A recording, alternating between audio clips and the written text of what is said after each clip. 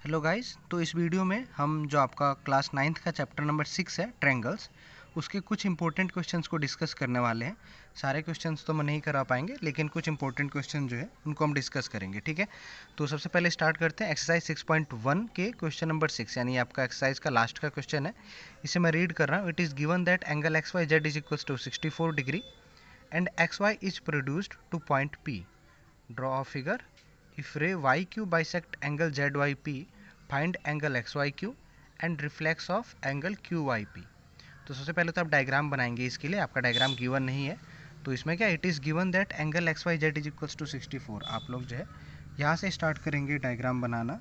आप लोग सबसे पहले जो है एक एंगल ड्रॉ करेंगे जो कि 64 डिग्री का है। ठीक है, तो जैसे सपोज करो मैंने ये ड्रॉ कर लिया, इसको मुझे नाम भी देना है, इसको मुझे नाम देना है एक्स वाई जेड। ठीक है, तो सपोज़ करो मैंने जो है इसे x मान लिया, ये आपका पॉइंट y है और ये है आपका पॉइंट z। ठीक है, इसके बाद आगे कहा गया है X Y is produced to point p। ये जो एक्स वाई वाली लाइन है इसे आगे बढ़ाया जा रहा है, तो इस लाइन को मैंने आगे बढ़ा दिया और ये मैंने पॉइंट दे दिया p। ठीक है, ड्रॉ फिगर, तो ये हमारा फिगर कंप्लीट हो गया जहाँ पे ये एंगल कितने का है, 64 डिग्री का है। ठीक है, if ray Y Q bisect angle Z Y P, तो जेड वाई पी यानी इस वाले एंगल की बात कर रहे हैं, इस वाले एंगल को बाइसेक्ट करने के लिए कोई रे है वाई क्यू, तो यानी वाई से लेके क्यू रे बनानी है मुझे, जो कि क्या कर रही हो, इस एंगल को बाइसेक्ट कर रही हो। ठीक है, तो ये जो है क्यू पॉइंट हो गई, तो वाई क्यू एक रे बन गई है जहाँ पे ये क्या, ये एंगल बाइसेक्ट हो रहा है, यानी जितना एंगल ये होगा उतना ही एंगल ये हो गया। ठीक है, तो मैं यहाँ पे मार्क भी कर देता हूँ कि जितना एंगल ये होगा उतना ही एंगल ये होगा। तो हमें देखो एंगल फाइंड करने हैं इसमें जो है, तो सबसे पहले तो मैं इस एंगल को x मान लेता हूँ। ठीक है, जो एक छोटा सा एंगल, या चलो इसको हम एंगल 1 लिख लेते हैं। ठीक है, तो ये भी एंगल 1 हो जाएगा क्योंकि ये क्या है, बाइसेक्ट हो रहा है। तो ये जो एंगल जितना ये वाला होगा जेड वाई क्यू, उतना ही जो है क्यू वाई पी भी होगा। तो इसको मैंने एंगल 1 माना है, इसको एंगल 2 मान लिया चलो थोड़ी देर के लिए, और ये आपका 64 डिग्री है। तो सबसे पहली बात तो पी एक्स एक स्ट्रेट लाइन है और इस पर जो 3 एंगल्स बने इन सबका सम जो है 180 होगा। ठीक है, तो आप लिख देंगे angle 1 plus angle 2 plus 64 degree is equals to 180। फिर यहाँ से जो है आप 1 और 2 इक्वल है, तो 1 और 2 में से किसी एक को हटा देंगे। ठीक है, सपोज करो मैं जो है एंगल 1 प्लस एंगल 1, मैंने एंगल 2 की जगह पे भी एंगल 1 रख लिया है क्योंकि दोनों क्या इक्वल हैं। ठीक है, इज इक्वल्स टू 64 इधर सब्ट्रैक्शन में चले जाएगा, 180 माइनस 64 कर लूँगा मैं, तो 116 आ जाएगा। ठीक है, तो एंगल 1 प्लस एंगल 1 यानी 2 of angle 1 is equals to 116, तो इसे एंगल 1 की वैल्यू आ गई। यहाँ से आप इसको सॉल्व कर लेंगे तो 58 डिग्री जो एंगल 1 की वैल्यू आ गई। तो पूछा क्या था, जेड वाई पी यानी ये पूरा एंगल, तो यानी ये पूरा एंगल क्या था, इस एंगल 1 का डबल वाला एंगल रहा होगा। ठीक है, तो अगर एंगल 158 है तो इसका डबल कितना होगा, 116। तो यानी एंगल जेड वाई पी जो मुझे सबसे पहले फाइंड करना था वो तो आ गया 116। फिर एक्स वाई क्यू, अच्छा जेड वाई पी आपको फाइंड नहीं करना, पर फिर भी फाइंड कर लिया हमने, कोई बात नहीं। एक्स वाई क्यू हमें फाइंड करना है, तो देख लो इसमें एक्स वाई क्यू में हमारे पास दो एंगल्स है, एक 64 और एक 1। तो हम लिखेंगे angle X Y Q is equals to 64 degree plus angle 1, और आप वैल्यू रख लेंगे तो 64 प्लस 58 आप सॉल्व कर लेंगे, ऐड कर लेंगे तो 8 और 4 12, 6 5 12, तो 122 डिग्री जो है आपका एंगल एक्स वाई क्यू आ गया। इसके बाद बोला reflex of angle Q Y P, तो reflex of angle Q Y P, तो रिफ्लेक्स एंगल आपको पता है हम 360 में से सब्ट्रैक्ट करते हैं। ठीक है, किसको, क्यू वाई पी कितना है, क्यू वाई पी, ये एंगल 2 यानी एंगल 2 एंगल 1 के बराबर है जो कि 58 है, तो आप यहाँ पे 58 रख देंगे, तो ये आपका 302 डिग्री जो है आ जाएगा। ठीक है, तो ये हमारा क्वेश्चन सॉल्व हो गया। आप लोग एक बार अगर आपको समझ में नहीं आया तो दोबारा जो है बैक करके देख सकते हैं। इसके बाद हम बढ़ते हैं नेक्स्ट क्वेश्चन की तरफ, जो कि हमारा एक्सरसाइज 6.2 का क्वेश्चन नंबर 4 है। काफ़ी अच्छा क्वेश्चन है, काफ़ी ज़्यादा बार बोर्ड में आया हुआ, आपके जो फाइनल एग्जाम्स होते हैं उसमें आया हुआ क्वेश्चन है। इसमें अगर आप डायग्राम देखेंगे तो ये एस और ये एक पॉइंट टी है, तो ये एस टी और पी क्यू दोनों लाइंस पैरेलल दिए हैं आपको, क्यू आर एस आपको फाइंड करना है। तो क्यू आर एस फाइंड करने के लिए पहले हमें एक कंस्ट्रक्शन करना पड़ेगा। ये जो लाइन पी क्यू है हम इसे आगे बढ़ा रहे हैं। ठीक है, तो सपोज़ करो इस पॉइंट को मैंने एक्स मान लिया है, तो अब ध्यान देंगे आप लोग जो है, आपको कौन सा एंगल फाइंड करना है, आपको फाइंड करना है ये वाला एंगल। ठीक है, तो मैं इस एंगल को थोड़ी देर के लिए एंगल 1 मान लेता हूँ, और इसके साथ ये जो एंगल है इसे एंगल 2, इस वाले एंगल को एंगल 3 और इस वाले एंगल को एंगल 4। ये मैंने एंगल्स को नाम दे दिए एंगल 1, एंगल 2, एंगल 3, एंगल 4। तो मुझे एंगल 1 चाहिए, ठीक है। तो सबसे पहले तो आप 130 का यूज़ करना चाहते हैं, तो एस टी जो है पी एक्स के पैरेलल है। तो अगर एस टी पी एक्स के पैरेलल है तो आप इजीली देख पा रहे होंगे कि 130 और एंगल 2 ये दोनों क्या है, कॉरस्पॉन्डिंग एंगल्स हैं जो कि इक्वल होते हैं। तो पहली चीज़ तो यहाँ से आपकी सॉल्यूशन में जो आप क्या लिखेंगे कि एंगल 2 इज इक्वल्स टू 130।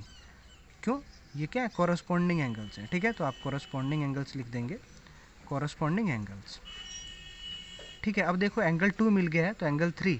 अब देखो हम ये क्यों कर रहे हैं, क्योंकि हमें चाहिए एंगल 1। एंगल 1 के लिए अगर मुझे एंगल 3 और एंगल 4 मिल जाएगा तो मुझे एंगल 1 भी इजीली मिल जाएगा, ठीक है। तो एंगल 2 अगर मुझे मिल गया 130, तो इसके बगल वाला एंगल स्ट्रेट लाइन एंगल है, तो हम फाइंड कर सकते हैं। यानी angle 3 plus angle 2 is equals to 180, ठीक है। रीजन क्या लिखेंगे, लीनियर पेयर। तो लीनियर पेयर का रीजन दे देंगे। एंगल 2 आपको 130 ऑलरेडी पता है, तो एंगल 3 130 को सब्ट्रैक्ट में ले जाएंगे 180 के, तो ये 50 डिग्री आ जाएगा, ये एंगल 3 आ गया। इसी तरीके से हम एंगल 4 फाइंड करेंगे, तो एंगल 4 और 110 ये दोनों मिलकर 180 बना रहे होंगे। Angle 4 plus 110 degree is equals to 180 degree. यहाँ पे भी रीजन क्या आ जाएगा इसका, लीनियर पेयर, ठीक है। और इससे एंगल 4 हमें मिल जाएगा 70 डिग्री। तो एंगल 3 और एंगल 4 हमें मिल चुके हैं। तो अगर इस ट्रायंगल की मैं बात करूं Q, और इस पॉइंट को सपोज करो मैं कुछ नाम दे देता हूँ M, तो QMR, तो ठीक है। तो इन ट्रायंगल QMR ये जो तीन एंगल्स हैं 3, 4, 1, इन सब का सम कितना होगा 180। तो angle 3 plus angle 4 plus angle 1 is equals to 180। इससे जब हमें एंगल 1 फाइंड करना है, तो angle 1 is equals to 180 minus angle 3 plus angle 4। आप वैल्यू रख देंगे इनकी, तो 180 माइनस एंगल 3 की वैल्यू है 50 डिग्री प्लस एंगल 4 की वैल्यू है 70 डिग्री। तो ये आ जाएगा 180 माइनस 120, और इसको आप लोग सॉल्व कर लेंगे तो ये आपके पास 60 डिग्री आ जाएगा, ठीक है। तो ये जो आपका जो QRS एंगल पूछा था वो कितना हो जाएगा, 60 डिग्री, ठीक है। तो इसके बाद हम नेक्स्ट क्वेश्चन की तरफ बढ़ते हैं। नेक्स्ट क्वेश्चन जो है हमारा एक्सरसाइज, ये इसी एक्सरसाइज का क्वेश्चन है जो हमने अभी किया, इसी एक्सरसाइज का क्वेश्चन है, ठीक है। तो इसे हम देखते हैं। ये क्वेश्चन है आपका क्वेश्चन नंबर 6। इसमें आपको जो है PQ जो है वो RS के पैरेलल दिया है, और आपको जो है एक डायग्राम दिख रहा है जिसमें क्या है, ये PQ और RS मिरर्स हैं, आपको बताया हुआ प्लेन मिरर्स है। AB कोई इंसिडेंट रे है, BC एक रिफ्लेक्टेड रे है, और इस मिरर से टकराने के बाद फिर से एक नई रिफ्लेक्टेड रे जनरेट हो रही है CD। तो पहली बात, अगर आपने फिजिक्स पढ़ी है तो आप जानते हैं कि इंसिडेंट रे और रिफ्लेक्टेड रे के बीच में हम जो है एक लाइन ड्रॉ करते हैं, जो कि सरफेस पे 90 डिग्री बनाते हुए ये लाइन आती है। इसको हम नॉर्मल कहते हैं, ठीक है। तो इसको मैं N1 नाम दे देता हूँ। और यहाँ पे भी, क्योंकि यहाँ पे भी रिफ्लेक्शन हो रहा है इस सरफेस से, तो मैं यहाँ के लिए भी जो है एक नॉर्मल ड्रॉ करूँगा, इसे मैं नाम दे दूँगा N2, ठीक है। तो ये जो BN1 है और CN2 है, ये दोनों क्या है, नॉर्मल्स हैं। यानी ये जो पैरेलल सरफेस थी, इनके परपेंडिकुलर ये दोनों लाइंस हैं, तो ये दोनों लाइन आपस में भी क्या होंगी, पैरेलल होंगी। तो सबसे पहले आप सॉल्यूशन में जो है आप यही काम करेंगे कि BN1 will be parallel to BN2, ठीक है। जो BN1 है ये BN2 के पैरेलल होगा। तो अब जो है आप 8th क्लास में आप लोगों ने पढ़ा है रिफ्लेक्शन कैसे होता है। तो रिफ्लेक्शन में जो ये इंसिडेंट रे है, ये जो नॉर्मल है, इनके बीच के एंगल को हम एंगल I कहते हैं, और ये रिफ्लेक्टेड रे और नॉर्मल के बीच के एंगल को हम एंगल R कहते हैं, और ये दोनों एंगल क्या होते हैं, इक्वल होते हैं, ठीक है। यानी angle I is equals to angle R होता है। तो यहाँ पे अगर मैं इनको नाम दे दूँ एंगल 1, एंगल 2, इसको नाम दे दूँ एंगल 3, एंगल 4, तो ये लॉ ऑफ रिफ्लेक्शन से हमारे पास क्या आ जाएगा, angle 1 is equals to angle 2 and angle 3 is equals to angle 4। ये किससे आ जाएगा, लॉ ऑफ रिफ्लेक्शन से, ठीक है। तो इतना आप लोग नोट कर लेंगे। इसके बाद नेक्स्ट चीज़ आपको क्या करनी है, इसमें जो है आपको क्या दिखाना है, AB पैरेलल टू CD। तो ये जो AB लाइन है जो CD के पैरेलल है, ये हमें दिखाना है। तो सबसे पहले तो अगर आप ध्यान देंगे, अभी हमने ऊपर लिखा है कि BN जो है BN1 BN2 के पैरेलल है। तो BN1 अगर BN2 नहीं CN2, ठीक है, ये CN2 है, सॉरी। तो ये CN2 के पैरेलल है। तो अगर ये दोनों लाइन पैरेलल है, ये लाइन और ये लाइन, तो BC एक ट्रांसवर्सल की तरह काम कर रहा होगा, और BC एक ट्रांसवर्सल है। तो जो ये वाला एंगल होगा और जो ये वाला एंगल होगा, यानी एंगल 2 और एंगल 3 आपस में अल्टरनेट इंटीरियर एंगल होंगे और इक्वल भी होंगे, ठीक है। तो आप सबसे पहले लिखेंगे angle 2 is equals to angle 3, reason क्या हो जाएगा, अल्टरनेट इंटीरियर एंगल, ठीक है, अल्टरनेट इंटीरियर एंगल। तो ये अल्टरनेट इंटीरियर एंगल है, इसलिए इक्वल हो चुके हैं। तो अगर देखो angle 2 is equals to angle 3 है, तो एंगल 2 किसके बराबर है, एंगल 1 के भी बराबर है, ठीक है। तो यानी अगर जो है मैं इस एंगल 2 में दोनों तरफ हम 2 का मल्टीप्लाई कर लेते हैं, ठीक है, multiplying both side by 2, multiplying both sides by 2। तो 2 से मल्टीप्लाई करके 2 of angle 2 is equals to 2 of angle 3। मैं इसको एंगल 2 प्लस एंगल 2 लिख सकता हूँ और इसे मैं एंगल 3 प्लस एंगल 3 लिख सकता हूँ। एंगल 2 किसके बराबर है? एंगल 1 के बराबर, तो एक को मैं हटा दूंगा, एंगल 1 प्लस एंगल 2 लिख दिया। इधर एंगल 3 ऐसे ही रहेगा, एक को मैं हटा दूंगा, एंगल 3 की जगह पे आ जाएगा एंगल 4। तो इससे हो क्या गया? एंगल 1 प्लस एंगल 2, यानी ये पूरा एंगल बन गया। एंगल 1 प्लस एंगल 2 कौन सा हो गया? ये एंगल पूरा ABC वाला एंगल, ठीक है, यानी एंगल ABC ये इक्वल हो चुका है 3 और 4, 3 प्लस 4, यानी एंगल DCB। तो एंगल DCB के इक्वल हो गया। तो अगर ये पूरा एंगल इस पूरे के इक्वल है तो BC ट्रांसवर्सल था AB और CD के लिए, तो ये पूरा एंगल इस पूरे के बराबर हो गया, यानी अल्टरनेट इंटीरियर एंगल इक्वल हो गए। और अगर अल्टरनेट इंटीरियर एंगल हो गए तो इसका मतलब क्या हो गया? ये जो दोनों लाइन है AB और CD, ये कैसे लाइन है? Parallel line. ये हमने कन्वर्स में एक थ्योरम में पढ़ा था, ठीक है। तो हम लिख देंगे, ठीक है, as alternate interior angles are equal, as alternate angles, interior भी लगा लेना आप लोग इसमें, ठीक है, interior angles are equal, hence जो आपको प्रूफ करना था आप लिख देंगे AB parallel to CD, AB parallel to CD, ठीक है। तो ये हमारा थर्ड क्वेश्चन हो गया इंपॉर्टेंट क्वेश्चंस में। इसके बाद लास्ट क्वेश्चन है एक्सरसाइज 6.3 का, आपका लास्ट क्वेश्चन, क्वेश्चन नंबर 6, ठीक है। इसमें देखो आपको क्या बोला, if the bisector of angle PQR, तो PQR का बाइसेक्टर है ये QT, और PRS, जो PRS है, PRS इसका बाइसेक्टर है ये RT, और ये दोनों मीट कर रहे हैं कहाँ पे? T पॉइंट पे। तो आपको प्रूफ करना ही है। तो मैं जल्दी से मैं इन एंगल्स को नाम लिख देता हूँ, एंगल 1, एंगल 2, एंगल 3, एंगल 4, इस एंगल की भी हमें बात करनी है प्रूफ में, तो एंगल 5, इस एंगल की भी बात करनी है तो एंगल 6, ठीक है। ये मैंने एंगल्स को नाम दे दिए हैं। अब इसमें देख लो आपको प्रूफ क्या करना है, एंगल QTR को मैंने एंगल 6 लिखा है, तो angle 6 is equals to half of angle QPR यानी एंगल 5। तो ये जो है हमें प्रूफ करना है, ठीक है। तो हम ध्यान रखेंगे इसका जो है। तो सबसे पहले जो है हम बात करते हैं, इसमें आपको एक्सटीरियर एंगल प्रॉपर्टी यूज़ करनी है। तो जब हम सॉल्व करेंगे इसमें, तो आपको ऑलरेडी पता है कि angle 1 is equals to angle 2, angle 3 is equals to angle 4, क्यों? क्योंकि बाइसेक्ट हो रहे थे, ठीक है। तो इसका हम यूज़ करेंगे। तो सबसे पहले अगर जो है मैं एंगल 6 की बात करूँ, ठीक है, तो एंगल 6 का रिलेशन कहाँ से आ रहा होगा?